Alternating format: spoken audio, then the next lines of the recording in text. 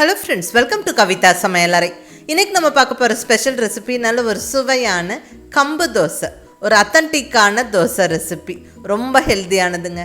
கம்பில் நிறைய நார்ச்சத்து இருக்குது, நல்ல அயன் அண்ட் கால்சியம் இருக்குது, நிறைய மைக்ரோ நியூட்ரியன்ஸ் இருக்குது. ரொம்ப ரொம்ப நல்லதுங்க.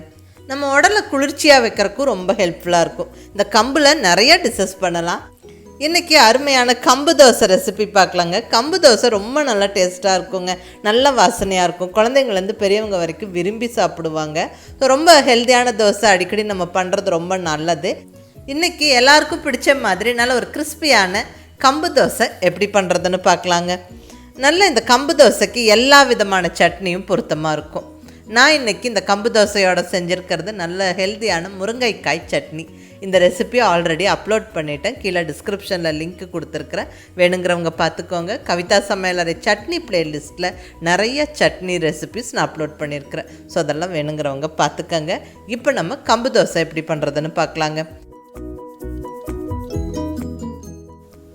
இங்கே 1 கப் அளவுக்கு கம்பு எடுத்துருக்குறேங்க. இது ஒரு அருமையான சிறுதானியம். நம்ம தமிழ் பாரம்பரிய சமையலில் நம்ம முன்னோர்கள் அதிகமாக ராகிக்கு அடுத்தபடி அதிகமாக பயன்படுத்தினது இந்த கம்பு தான் சொல்லுவாங்க. ரொம்ப நல்லாயிருக்கும் டேஸ்ட்டும். நல்லா இதில் சோறு செய்யலாம், நம்ம இந்த மாதிரி தோசை இட்லி எல்லாமே செய்யலாம். இன்றைக்கி தோசை ரெசிபி பார்க்கலாங்க. இங்கே 1 கப் அளவுக்கு கம்பு ஒரு பவுலில் சேர்த்தாச்சு. அடுத்ததாக 1 கப்பு இட்லி அரிசி சேர்த்துக்கிறேன்.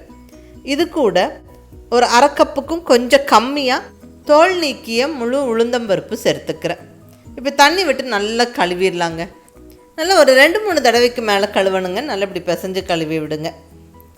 ஸோ இப்போ கழுவுன அரிசி உளுந்து கம்பு எல்லாம் ரெடியாக இருக்குது. நம்ம எல்லாமே ஒன்றா தான் ஊற வைக்க போகிறோம்.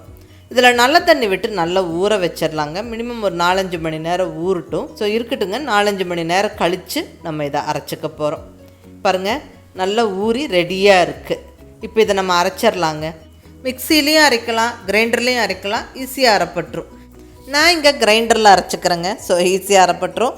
ஃபஸ்ட்டு கிரைண்டரில் தண்ணி விட்டுக்கலாம். அதுக்கப்புறம் கிரைண்டரை ஓட விட்டுட்டு ஊறி ரெடியாக இருக்கிற கம்பு அரிசி உளுந்து எல்லாம் சேர்த்துடலாங்க. நம்ம ஒன்றா தான் ஊற வச்சுருக்கிறோம். ஸோ எல்லாம் அப்படியே போட்டு விட்டுட்டு நல்லா அரைச்சிடலாம். நல்லா இட்லி மாவு பதத்துக்கு அரைச்சிக்கணுங்க. ரொம்ப லூஸாகவும் இருக்கக்கூடாது, ரொம்ப கெட்டியாகவும் இருக்க வேண்டாம். ஸோ குவிக்காக அரைப்பட்டுரும். அப்பப்போ தண்ணி தெளித்து விட்டு நல்லா அரைச்சிருங்க. பாருங்கள், நல்லா அரைப்பட்டுருச்சு. நல்லா இட்லி மாவு பதத்துக்கு இருக்குது. இந்த அளவுக்கு அரைச்சா நம்மளுக்கு நல்ல கிறிஸ்பியாக தோசை செஞ்சிடலாம். இப்போ நம்ம உப்பு சேர்த்துடலாங்க. தேவையான அளவு உப்பு சேர்த்தாச்சு. இப்படி கிரைண்டர்லேயே போட்டு விட்டுட்டா நல்ல மாவில் உப்பு கலந்துரும். நம்ம எல்லாமே ஒன்றாவதாக போட்டு ஆட்டி இருக்கிறோம். ஸோ உப்பும் சேர்த்தாச்சு. அவ்வளோதான். நம்ம கிரைண்டரை ஆஃப் பண்ணிவிட்டு மாவை ஒரு பவுலில் ஊற்றி வச்சிடலாங்க. மாவு நல்லா புளிக்கணும். எப்பவும் நம்ம சிறுதானியம் போட்டு மாவு அரைச்சா அது சீக்கிரமாகவே புளிச்சிருங்க. ஸோ கம்பு மாவெல்லாம் சீக்கிரம் புளிச்சிரும். ஒரு 3-4 மணி நேரத்துலேயே புளிச்சிரும். ஸோ இருக்கட்டுங்க. இங்கே நான் ஒரு 4 மணி நேரம் கழித்து நான் ஓப்பன் பண்ணி பார்க்குறேன். பாருங்கள், மாவு நல்லா பொங்கி நிற்கிது, நல்லா புளிச்சிருக்குது, நல்லா ஃப்ளஃபி அண்ட் சாஃப்டாக மாவு இருக்குங்க. அவ்வளோதாங்க, நம்மளுக்கு கம்பு மாவு ரெடி. நம்ம உடனே தோசை ஊற்றலாம். ரெஃப்ரிஜிரேட்டரில் பக்குவமாக ஸ்டோர் பண்ணி வச்சுக்கிட்டு ஒரு 2-3 நாள் வச்சும் கூட இந்த கம்பு மாவு பயன்படுத்தலாங்க. ஸோ இப்போ தோசை ஊற்றிடலாம். இங்கே ஸ்டவ்வில் தோசைக்கல் வச்சாச்சு. நல்ல தோசை பேன் நல்லா சூடாகிடுச்சு. இப்போ நம்ம தோசை ஊற்றிடலாங்க. நல்ல ஒரு ஃபுல் கரண்டி மாவு எடுத்து நல்ல மெலிசான தோசையாக நான் இங்கே ஊற்றி விடுறேன்.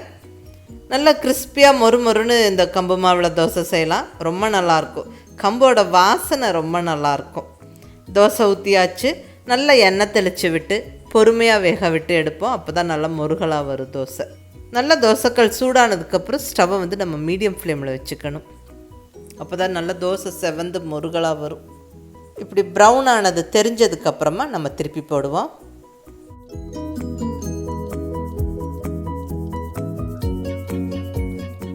ஒரு நிமிஷம் வேக விட்டுட்டு அகைன் நம்ம திருப்பி போட்டு எடுத்துடலாம்.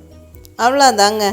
நல்ல மொறுன்னு அருமையான கம்பு தோசை ஜம்முன்னு ரெடி ஆயிடுச்சு.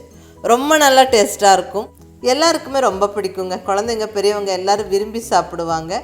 மிஸ் பண்ணாமல் ட்ரை பண்ணி பாருங்கள் இந்த ஹெல்த்தியான தோசை. இந்த தோசைக்கு எல்லா விதமான சட்னியும் ரொம்ப நல்லா பொருத்தமாக இருக்கும். நான் இன்றைக்கி இந்த தோசைக்கு செஞ்சுருக்கிறது நல்ல ஒரு ஹெல்த்தியான முருங்கைக்காய் சட்னி. இந்த ரெசிபி ஆல்ரெடி அப்லோட் பண்ணிவிட்டேன், கீழே டிஸ்கிரிப்ஷனில் லிங்க் கொடுத்துருக்குறேன், வேணுங்கிறவங்க பார்த்துக்கோங்க. நிறைய சட்னி ரெசிபிஸ் நம்ம கவிதா சமையலறை சட்னி பிளேலிஸ்ட்டில் இருக்கும், அதுவும் வேணுங்கிறவங்க பார்த்துக்கோங்க. இந்த அருமையான கம்பு தோசையை அடிக்கடி செஞ்சு சாப்பிடுங்க. இதே மாதிரி நீங்கள் ட்ரை பண்ணி பார்த்துட்டு உங்கள் ஃபீட்பேக் சொல்லுங்கள். பிடிச்சிருந்தால் லைக் பண்ணி ஷேர் பண்ணி கமெண்ட் பண்ணுங்கள்.